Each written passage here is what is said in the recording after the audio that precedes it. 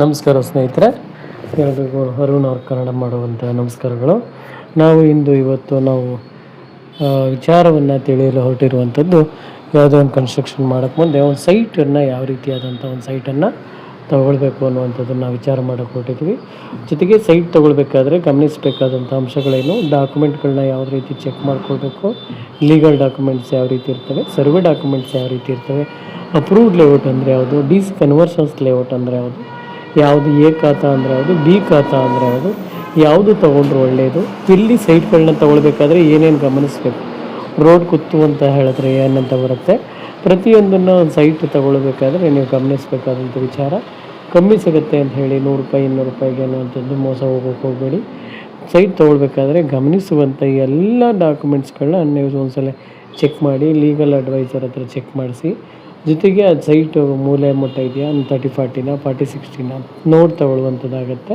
ಜೊತೆಗೆ 3 ಮೂಲೆ ಇರುವಂಥ ಸೈಟ್ಗಳನ್ನ ತೊಗೊಂಡ್ರೆ ಏನೇನು ಕಷ್ಟಗಳಾಗುತ್ತೆ, ಯಾವ ರೀತಿ ಅಂತ ಪ್ರತಿಯೊಂದನ್ನು ನಾನು ಡೀಟೇಲಿಂಗ್ ಮಾಡ್ತಾ ಹೋಗ್ತೀನಿ. ಅಥವಾ ನೀವು ಮನೆ ಕಟ್ಟಬೇಕು ಅಂತ ಹೇಳಿದ್ರೆ ನೀವು ಸೈಟ್ ತೊಗೊಳ್ಬೇಕಾ, ಅಥವಾ ಬಜೆಟ್ ಅಂದರೆ ನಾನೀಗ ಇನ್ವೆಸ್ಟ್ ಮಾಡ್ತೀನಿ, 1-2 ವರ್ಷ ಬಿಟ್ಕೊಂಡು ಸೇಲ್ ಮಾಡಿದ್ರೆ ಪ್ರಾಫಿಟ್ ಆಗುತ್ತೆ ಅಂತ ಎಲ್ಲಿ ಸೈಟ್ ತೊಗೊಳ್ಬೇಕು, ಎಷ್ಟು ಇನ್ವೆಸ್ಟ್ಮೆಂಟ್ ಮಾಡಬೇಕಾಗತ್ತೆ, ಅದು ಯಾವ ರೀತಿ ಇನ್ವೆಸ್ಟ್ಮೆಂಟ್ ಮಾಡಿದ್ರೆ ನಿಮ್ಗೆ ಬೇಗ ರಿಟರ್ನ್ ಸಿಗುವಂಥದ್ದಾಗುತ್ತೆ, ಡಾಕ್ಯುಮೆಂಟ್ಗಳೆಲ್ಲ ಯಾವ ರೀತಿ ಚೆಕ್ ಆಗಬೇಕು, ಲೋನ್ ಆಗಬೇಕು ಅಂದರೆ ಏನೇನು ಡಾಕ್ಯುಮೆಂಟ್ಸ್ ಇರಬೇಕು, ಎಲ್ಲವನ್ನು ನಾನು ವಿವರವಾಗಿ ನಿಮಗೆ ಹೇಳ್ತಾ ಹೋಗ್ತೀನಿ ಸ್ನೇಹಿತರೆ. ನಿಮ್ಗೇನಾದರೂ ಡೌಟ್ಗಳಿದ್ರೆ ಕೇಳಿ.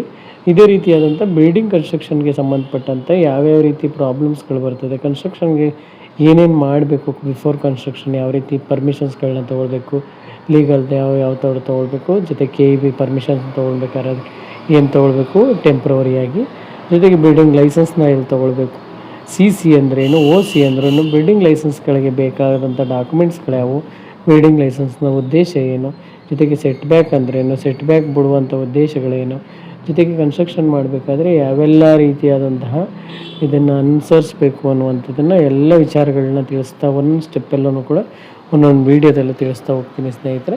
ನಿಮ್ಗೆ ಯಾವುದೇ ರೀತಿಯಾದಂಥ ಡೌಟ್ಗಳಿದ್ರೂ ಕೂಡ ತಾವು ದಯಮಾಡಿ ಯಾವುದೇ ಮುಜುಗರ ಇಲ್ಲದೇ ಕೇಳ್ಬೋದು, ಕಾಮೆಂಟ್ಗಳನ್ನ ಮಾಡಿ. ನನಗೆ ತಿಳಿದಂಥ ಎಲ್ಲ ಸಂಪೂರ್ಣ ಮಾಹಿತಿನೂ ಕೂಡ ತಮಗೆ ವಿವರವಾಗಿ ಹಂಚ್ಕೊಳ್ತಾ ಹೋಗ್ತೀನಿ ಸ್ನೇಹಿತರೆ.